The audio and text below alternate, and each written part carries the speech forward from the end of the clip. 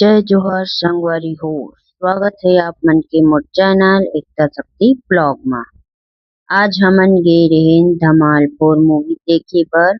Movie देखने से पहले बहुत एक्साइटेड थे कि पता नहीं कैसी होगी, लेकिन जैसे ही फिल्म शुरू हुई हंसी रुकने का नाम ही नहीं ले रही थी। थिएटर में बैठे बैठे ऐसा लग रहा था कि आज तो पेट पकड़कर हंसना पड़ा।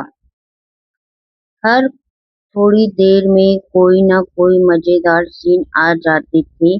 कुछ जगह तो ऐसी कॉमेडी थी कि पूरा थिएटर हंसी से गूंज रही थी। मूवी का माहौल बहुत अच्छा था। परिवार के साथ बैठकर देखने वाली फिल्म लगी। हम लोगों ने खूब एंजॉय किया और पूरा समय मजे से निकल गया। फिल्म देखते देखते कब टाइम निकल गया पता ही नहीं चला। बाहर निकलने के बाद भी हम लोग मूवी के मजेदार सीन याद करके हंस रहे थे। अगर आपको भी कॉमेडी फिल्म पसंद है तो आप एक बार ये मूवी जरूर देखें।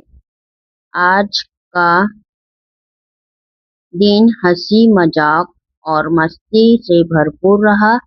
अगर आपको मेरे वीडियो पसंद आई वीडियो को लाइक करें, शेयर करें और मेरे चैनल को सब्सक्राइब जरूर करें।